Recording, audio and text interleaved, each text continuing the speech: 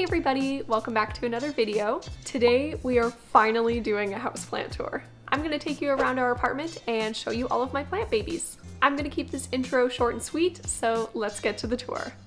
So we're gonna start off beside the couch, which is where I normally film. And this is what I like to call my nursery slash TLC area. Basically, underneath this LED light, which isn't currently on just because it kind of interferes with the camera a little bit. I have all of my succulents underneath here because in the wintertime, we don't really see a lot of the sunlight here in Canada. So I figured giving them all this LED light would be the boost they need to continue thriving throughout the winter. I also have a ton of little propagations going underneath here. These are Swedish ivies. This one hasn't rooted yet, so it's just hanging out in some water. This one has rooted, so I planted it in this little planter. I've also got a bunch of little burro's tails, also known as donkey's tails. It sounds way cooler when you can roll your R's, but I can't, so I'm sorry. This one was one that a friend actually grew for me, and these are ones that I'm growing myself. It's funny because I've tried growing these before in the past, and despite people telling me they're super easy to grow, I never had any luck with it. But I think now that I have the LED light, I'm able to actually grow them because, as you can see here, they are starting to grow little bits on them. I also have a very sad looking string of pearls. The plant that this came from unfortunately got infested with mealybugs, and when I applied a neem oil treatment, the plant did not like it and most of it shriveled up and died, and I was only able to save this one strand because it does have a little new strand starting to grow out of it, so I'm hoping that's a sign that maybe I can revive the plant, but if not, it's just gonna be this one really sad looking little strand. This is my golden lace cactus, also known as a ladyfinger cactus. If you look closely enough, you can see that my cat's hair is entangled in the spines because this was in our bedroom and our cat's hair just seems to get everywhere. In fact, you might notice cat hair on a lot of my plants. I'm not going to talk about everything that's under the LED light just because they are basically more of the same plants. For example, I have two Echeveria plants here, although they do look vastly different. Basically, this guy started reaching for the light, which resulted in it growing really wonky, and now because it's a little top heavy, it just kind of hangs out like this. But there are a couple little babies starting to grow on the bottom, so it's still kicking, it's just a little different. Now, this guy is one of the plants that needs some TLC. This is a baby rubber plant, and it was one of the ones I got from Plant Collective, and it used to be in our home office, which is a fairly low light area, which these guys can do pretty well in, but there did used to be an extra stem in here, and for whatever reason, even though I wasn't watering it super frequently, it just seemed to like rot and die. I don't know, it was the weirdest thing. It just, one day, the entire thing just turned brown and it was all mushy, so I had to pull it out of the soil, and I figured maybe it wasn't getting enough sunlight, so that's why I moved it over here, so it can get some of the light from the LEDs as well as natural light. And I had to put in these little dowels to kind of support it because the stems were starting to get a little, oh my god. As you can see, this plant's fallen apart, just like my life. Now, this guy is not actually a houseplant. This is a white cedar, and my stepbrother gave it to me for Christmas. He works in the forestry industry, and he was telling me that these guys typically grow on rock faces, and they are stunted in growth, so they can be anywhere up to 2,000 years old. Biologists actually have studied these guys, and there's been no sign of aging, so even though this guy looks like it's a little sapling, it can actually be a couple years, if not 100 years old. My stepbrother was telling me that since these guys do grow on rock faces, and since they have shown no sign of aging and can be pretty old, sometimes they actually outlast the rock that they're growing on. Like, the rock will just crumble underneath them and the tree will outlive the rock. So I thought that was pretty cool. It's a really sweet gift. And then finally, we have my avocado tree. I used to have two avocado trees, but the other one unfortunately did not make it. However, this one is still going pretty strong. It's continuing to put out new leaves very quickly. The only kind of annoying thing which I've discovered with these guys is that they do like a lot of humidity because, as you can see here, there's a lot of little nubs from where previous leaves used to be, and especially during the winter when it's pretty dry, and it is very dry in our apartment even with a bunch of humidifiers, this guy was dropping leaves like crazy. What I found was by misting this guy at least twice a day, even though it is tedious, it can help prevent the leaves from falling off. So I'm hoping it does better when the weather starts to warm up and it's not as dry, but until then, she's gonna be very needy. So those are all the plants that are in this section, and let's go on to the next location.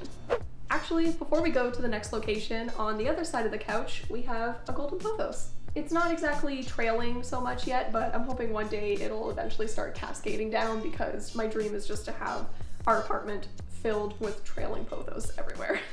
Okay, so the next location is still in our living room, but it's on the opposite side of the couch. This is our media entertainment area, which I've also taken over with a lot of plants. So first thing, this was not an artistic decision to have the shelves off kilter. In most condos in Toronto, they tend to have metal studs instead of wooden studs. So we kind of had to shift the shelves so that they wouldn't be drilling into the metal. And also I would have put this shelf a little lower, but on the other side of this wall is our fuse box. And again, really don't want to drill into that. So that's how we ended up with this sort of configuration. Starting up at the top, this is another golden pothos. And this one has a lot of sentimental value to me because at my first job, there was an editor and she had her edit suite just full of plants. And one day I went up to her just to kind of talk to her about work, and I also started talking to her about plants, and she offered to give me a cutting of her pothos plant. And this plant in particular was one that she had started growing from cuttings that she was given at her first job. So she was telling me that she gives cuttings to assistant editors, and she says it's kind of like her good luck plant because it brought her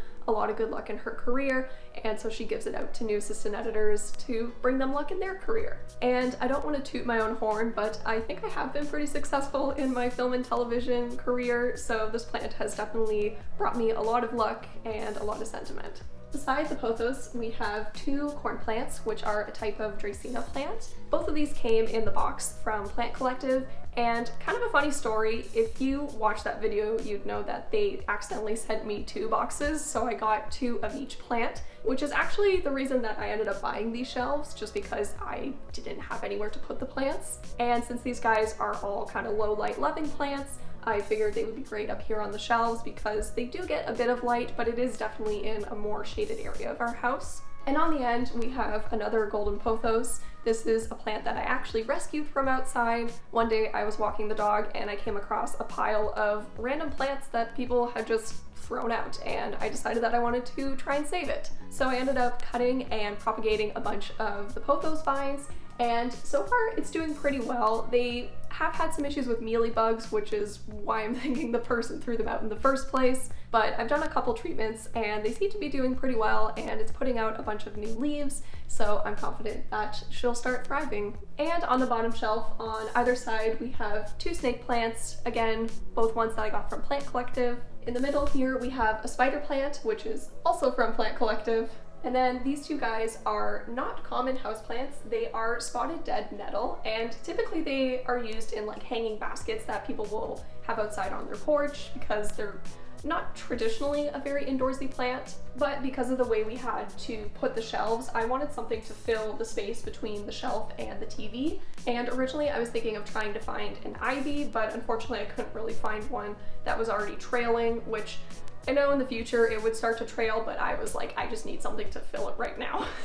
So these guys actually ended up being perfect because they grow in basically little to no light. But it's kind of funny because for a plant that doesn't require a ton of sunlight, they need a lot of water. In the summertime, I basically have to water these like every 2 days because the leaves will start drooping. In the winter, it's not as much, but it's still like at least twice a week. So yeah, I think they fill in the space quite nicely, and I don't know, kind of gives a nice little jungle vibe going on here. So on the lower part of our media console, we have a ton of plants, a lot of peperomia plants actually. Starting with this guy, this is a peperomia, I believe it's a Piccolo Banda. It also might be a Napoli Nights. I'm not 100% sure. I can't quite remember what the guy told me it was when I first got it, but it has more red undertones underneath it, so I'm thinking it is the Piccolo Banda one. This is my Peperomia Pixie. It is one that came in the Plant Collective box. There used to be 4 plants in here, but as you can see, 2 have sadly disappeared at the back. Again, kind of the same issue that my baby rubber plant beside the couch had. They just randomly started rotting out, even though I wasn't watering them super frequently, but thankfully these 2 guys are still hanging in strong. I did receive 2 of these guys, but the other one, again, like the 2 plants in here, it just rotted out completely, and sadly that plant just doesn't exist anymore. I tried to propagate it, but unfortunately the cuttings didn't root. Instead, they just rotted away in the water. So I don't know, maybe there was something going on in their greenhouse at the time that they picked the plants for me. Yeah, I kind of lost a couple from Plant Collective. I actually also lost the other baby rubber plant, the one that's variegated. Again, just completely rotted out. So sadly, you won't see that one in this video. And this little guy looks a little funky because this one really likes to reach for the light. This is a red twist peperomia. I actually got one of these for my friend as a housewarming gift, and I loved the way that it looked so much that I was like, I just need to get one for myself, so I did. You can really notice it from this angle that it's really reaching towards the light, so that's why every day I tend to rotate it just so it starts growing straight and it doesn't end up all wonky. And this is a little turtle vine, which I may or may not have pirated from a cutting that I grabbed off the floor in a greenhouse. It also really likes to reach for the light. As you can see, it's really starting to pull this way. So again, like the other peperomia, I kind of have to rotate it every single day to help it start growing upwards. Although I do believe turtle vines start to trail, so maybe it's not such a bad thing. And then we have this very sad looking coffee plant. There used to be a lot more stems in here, but these guys require a ton of humidity, and unfortunately our apartment is just super dry. Even with a bunch of humidifiers and misting it every single day, this guy just couldn't really survive. So these 2 are kind of the last man standing. They are putting out a bunch of little baby leaves at the top, so I'm keeping my fingers crossed that they're okay. It just looks a little sad. And this guy, in my cute little corgi planter, which my friend got me for Christmas, we have a little baby air plant. And beside that guy, in my little pug container, we have a happy bean peperomia. This plant looks like a bunch of green beans that you would get at the grocery store, and it is very tempting to want to eat them, but obviously you shouldn't. I originally wanted this plant to go in the corgi planter because I had the air plant in this little pug, but unfortunately the plant wouldn't fit in that one, and it did fit in this one, so I just swapped the 2. And over here we have a little baby spider plant, which someone in our building gave to me. They have this massive mother plant that was putting out new babies so frequently that they were giving away like I think 10 of them, and I took a couple, so this is what she looks like now. And on our coffee table we have this guy. This is a terrarium that my mom gave me for my birthday a couple years ago, I think. It has an umbrella tree and 2 baby rubber plants growing in it. As you can see, everything is it's just grown out of control. When I first got it, everything was like maybe up to here, and it's just like grown like crazy. I definitely need to spruce up this terrarium a little bit because the soil's looking a little sad. These guys are leaning a little bit, so that'll be a project for me one other day. But until then, it's just gonna hang out on our coffee table. So in our kitchen, we just have 1 plant, mainly because we don't really have the counter space, and we should probably also use the counter space for actual kitchen related needs. So up on top of the fridge, we have another golden pothos. Have you determined that my favorite plant is a pothos yet? This plant I got over the summer on my way back from a therapy session. I had to stop and get some groceries, and I was still feeling a little sad, and I saw this beautiful plant in the floral section, so I bought it.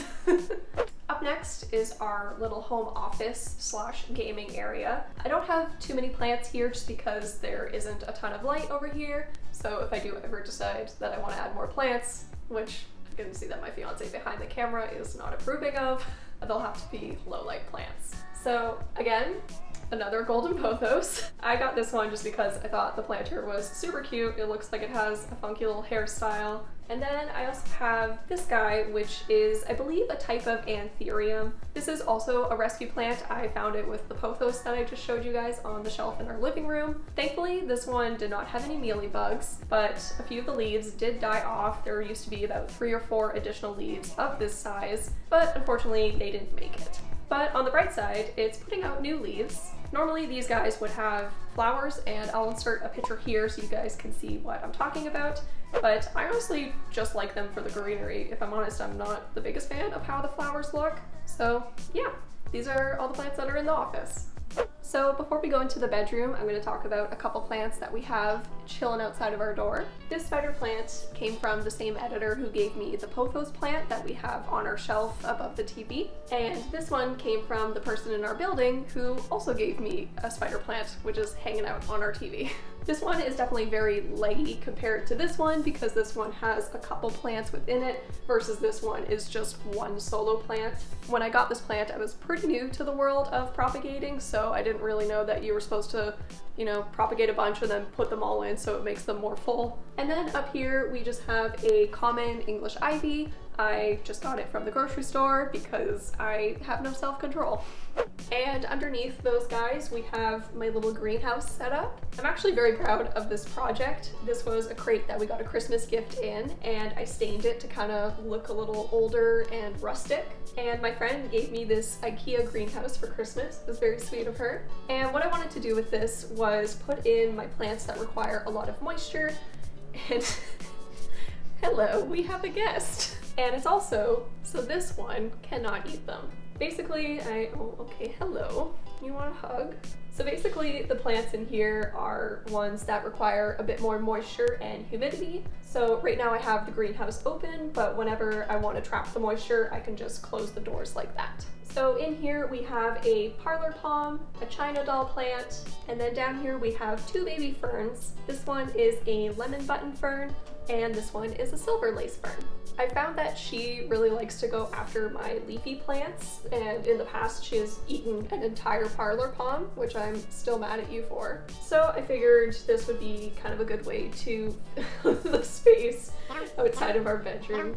Thank you for the kisses. And still allow my plants to survive without being eaten by this one. On our dresser, we have a ton of plants because our bedroom faces west, so it gets the most light, and I figured this would be a really good spot for my plants that require full sun. So up first, we have a bunch of air plants. I really like this one because it has a lot of purple undertones to it, so I think it's a really cool looking one. And I just think they look super cool in these geometric vessels. And we also have a few more air plants, and yes, I am aware that this is supposed to be hanging, but I just don't know where to put it. So for now, it's just kind of hanging out on our dresser. And then here we have essentially my army of pilea plants. I got these from someone in our building. They had a mother plant that was producing pilea pups like crazy, so naturally I took 4. These guys don't require full sun, but I figured I'd put them on our dresser during the winter when there isn't a ton of sunlight so that these guys do get exposed to bright indirect light to hopefully get them to grow. Because obviously this one's falling behind, but this one is doing great. And here we have my little zebra plant. I just think it's super cute in this little shoe container. This plant I actually got at my job before finishing up college. I used to work in a greenhouse, so I would just admire all the plants all the time. And I figured I wanted to have something to kind of remind me of that job, so this is it. So this next plant I can't lift up because I'm scared to. It is this giant burro's tail. This we got as a housewarming gift, and it used to be only a couple inches long, but now the longest strand is about 1 meter in length.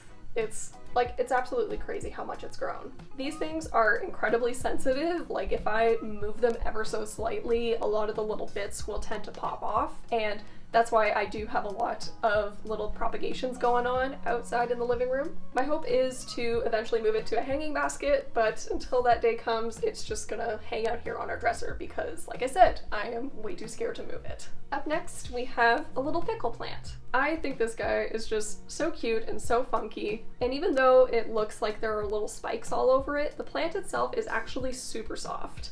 And then we have this guy, which is a Mangave Moonglow. My friend got me this as a Christmas present, and I think it's so cool and funky looking. At first, I was a little worried because, as you can see, there are some splotch patterns all over it, and I actually thought the plant was rotting at first, but nope, that's just the pattern on it. These guys are part of the agave family, but unlike the traditional agave that's used for syrups and tequila, you can't get anything out of this guy. It's just for decoration. And finally, on our dresser, oh my god, we have this really big jade plant. I just got this guy from IKEA, and it used to only be about this big, but ever since putting it on our dresser in full sun, it's just shot up and It's just going crazy. So in the other corner of our bedroom above, in one of the corners of our bedroom above Clementine's cat tree, we have a goldfish plant. Now, despite it being above her cat tree, she actually doesn't go after it very often, which I'm very thankful for. So right now, the goldfish plant is pretty dormant because it is the winter, so that's just naturally when a lot of plants go dormant. So there aren't a ton of flowers on it, but when this thing does flower, the entire thing literally turns orange. And I absolutely love the blooms because they look like little goldfish, and that's where the plant gets its name from. And speaking of names, this plant is actually named Gilbert. I typically don't name my plants. I find I tend to just give them pronouns, but my friend who gave me the mangave plant suggested the name Gilbert because Gilbert the goldfish plant sounds pretty cool, so I just decided to call it Gilbert. And also hanging up here on our curtain rod, we have a string of pearls. This was also given to me by the same friend who gave me the mangave plant. She clearly knows what I like. And in this corner of our bedroom, we have another plethora of plants. This one here is another spider plant. This one I got from Plant Collective. This is a crispy wave fern. As you can see, there are a couple bite marks in it. This used to be sitting on our dresser, but then our cat discovered that she could jump up on our dresser and she decided she wanted to eat this. Which, to be honest, I don't blame her because these remind me of like crispy lettuce leaves. So to protect this plant, it now lives up here. In the back, we have this little guy. It's another air plant. I put this one in here because I thought it would make it look like the planter had some crazy hair going on. Originally, I was thinking of putting like a little fern or something, but I don't know, I kind of like how this looks, so I think I might just leave it. And here we have a snake plant. This actually used to belong to our friends. Their realtor gave it to them as a housewarming gift when they bought their first house, but they have 3 cats, and snake plants are very toxic to cats. And Clementine will sometimes jump up on dressers. Thankfully, she doesn't jump up on this one, but their cats, for some reason, take it to a whole nother level. Even if they were to put this on a bookshelf that like is basically touching the ceiling, the cats would manage to get at it. So they decided to give it to me. And to pay homage to them, I decided to name it Kevin in honor of one of their cats. And hanging up here, we have a Jenny's stone crop. And no, it's not called that just because my name is Jenny and I own a stone crop plant. That is the actual plant's name. We were up at the cottage this summer and I noticed there was these really funky succulent looking like plants growing all around the property. So I looked it up and I found out it was called Jenny's stone crop and I just thought it was meant to be, so I took a couple cuttings. The plant used to only be about 10 centimeters tall and it's just absolutely grown like crazy. Like, as you can see, it's just flopping all over the place. But I still think it looks really cool. And then finally over here, we have the Swedish ivy. This is the mother plant that I took a couple cuttings from that are out growing in the living room because this thing literally does not stop growing. I don't know how many cuttings I've given away to people, but it just doesn't stop growing and it makes such a nice little trailing plant. As you might have seen earlier, it's also growing all along the back here. And finally, over here we have the elusive invisible plant. I'm just kidding. That is where I'm planning to move the burro's tail that's on our dresser into, but like I said, I'm really nervous to move it. But I'm hoping that because I finally hung up the pot that it'll give me the motivation to just suck it up and finally do it, but that's for a later day.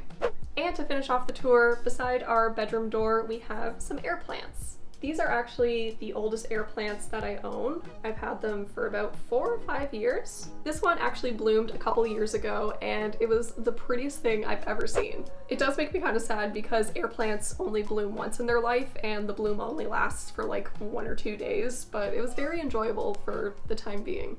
So that concludes my houseplant tour. I think I counted 65 plants. It's funny because in the plant community, that isn't considered a lot of plants, but the average person would be like, what the heck are you talking about? That is way too many plants. If there are any plants that you saw in today's video that you want me to go more in depth about, feel free to let me know down in the comments. Like and subscribe, I'll see you later. Bye!